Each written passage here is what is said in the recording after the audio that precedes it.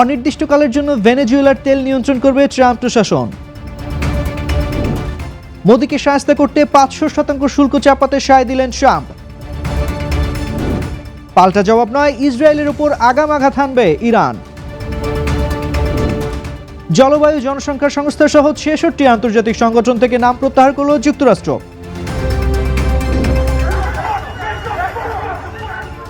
যুক্তরাষ্ট্রে অভিবাসন বিরোধী অভিযানে গুলি, নিহত এক নারী। স্বাগত জানাচ্ছি বাংলাদেশ প্রতিদিনের বিশ্ব সংবাদে। সাথে আছি আমি তানজির রহমান। শুনছিলেন এতক্ষণ সংবাদ শিরোনাম, থাকছে এবারে বিস্তারিত। ভেনেজুয়েলার তেল খাতের উপর পূর্ণ নিয়ন্ত্রণ নেওয়ার ঘোষণা দিয়েছে যুক্তরাষ্ট্র। মার্কিন জ্বালানি মন্ত্রী ক্রিস রাইট জানিয়েছেন, এখন থেকে অনির্দিষ্টকালের জন্য ভেনেজুয়েলার তেল উত্তোলন, বিপণন ও সার্বিক ব্যবস্থাপনা যুক্তরাষ্ট্রের হাতে থাকবে। পদ্মা সেতু, মেট্রো রেল এবং এলিভেটেড এক্সপ্রেসওয়ে নির্মাণের গর্বিত অংশীদার বসুন্ধরা সিমেন্ট। এর আগে গত 23 ডিসেম্বর মার্কিন বিশেষ বাহিনী অভিযান চালিয়ে প্রেসিডেন্ট নিকোলাস মাদুরো ও তার স্ত্রীকে আটক করে নিউ ইয়র্কে নিয়ে যায়। বর্তমানে দেশটির অন্তর্বর্তী সরকার 3 থেকে 5 কোটি ব্যারেল অপরিশোধিত তেল যুক্তরাষ্ট্রের মাধ্যমে বাজারজাত করতে সম্মত হয়েছে। রুবিও জানিয়েছে, তেল খাতকে ঢেলে সাজাতে সংস্কারের প্রথম পর্যায়ে কেবল মার্কিন অনুমোদিত সংস্থাগুলোই এখানে কাজ করতে পারবে। মূলত তেলের উৎপাদন বাড়ানো এবং বৈশ্বিক বাজারে সরবরাহ নিশ্চিত করাই এই পদক্ষেপের লক্ষ্য। বিশ্বের মোট তেলের 1/5 মজুদ থাকা সত্ত্বেও ভেনেজুয়েলা বর্তমানে দৈনিক মাত্র 10 লাখ ব্যারেল তেল উৎপাদন করে। মার্কিন প্রশাসনের এই পদক্ষেপের ফলে দীর্ঘদিনের নিষেধাজ্ঞা শিথিল হওয়ার সম্ভাবনা তৈরি হয়েছে, যা দেশটির ভঙ্গুর অর্থনীতিতে নতুন প্রাণের সঞ্চার করতে পারে বলে ধারণা করা হচ্ছে।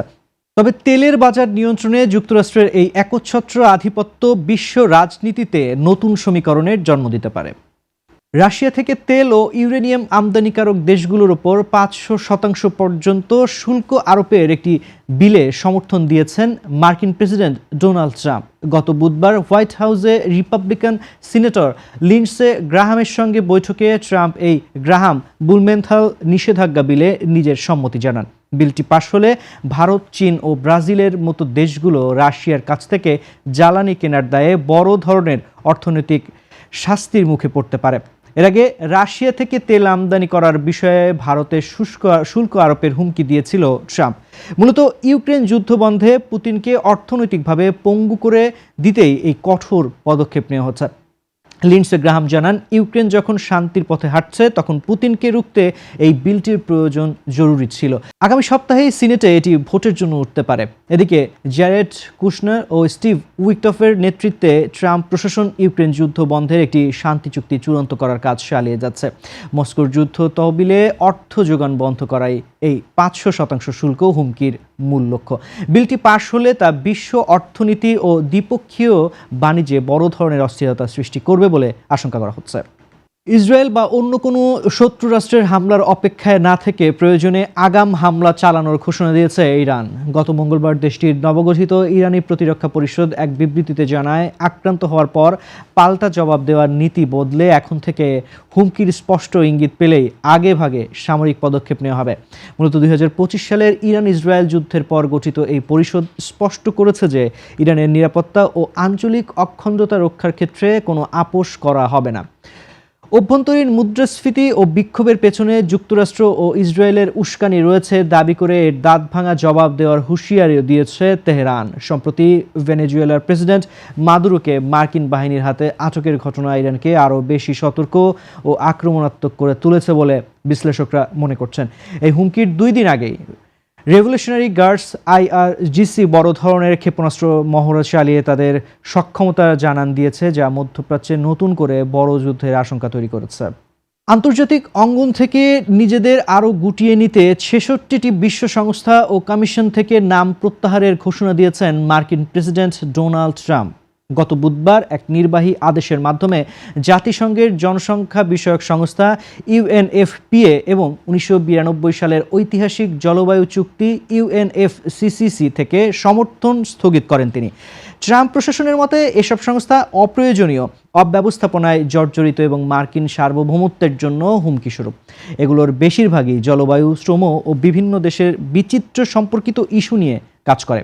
এর ফলে যুক্তরাষ্ট্র এখন বিশ্বের একমাত্র দেশ যারা বৈশ্বিক জলবায়ু চুক্তির বাইরে অবস্থান করছে।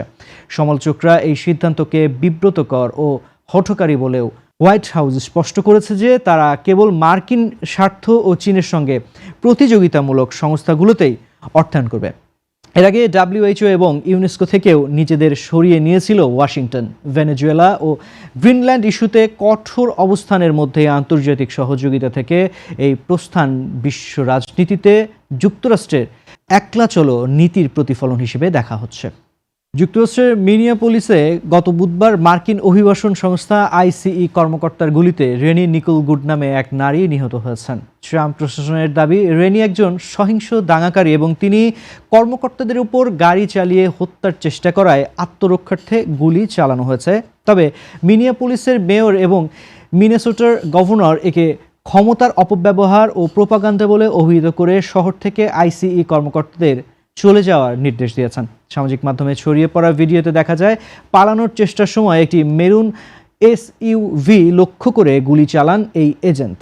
প্রেসিডেন্ট ট্রাম্প এই ঘটনার জন্য উগ্র বামপন্থীদের দায়ী করে একে অভ্যন্তরীণ সন্ত্রাসবাদ হিসেবে বর্ণনা করেছেন। এদিকে হত্যাকাণ্ডের প্রতিবাদে মিনিয়াপোলিস সহ নিউ ইয়র্ক ও সিয়াটলে তীব্র বিক্ষোভ শুরু হয়েছে। মূলত সোমালিয়া অভিবাসীদের বিরুদ্ধে কড়াকড়ির অংশ হিসেবে সম্প্রতি এই শহরে 2000 অতিরিক্ত ফেডারেল এজেন্ট পাঠিয়েছে ট্রাম্প প্রশাসন।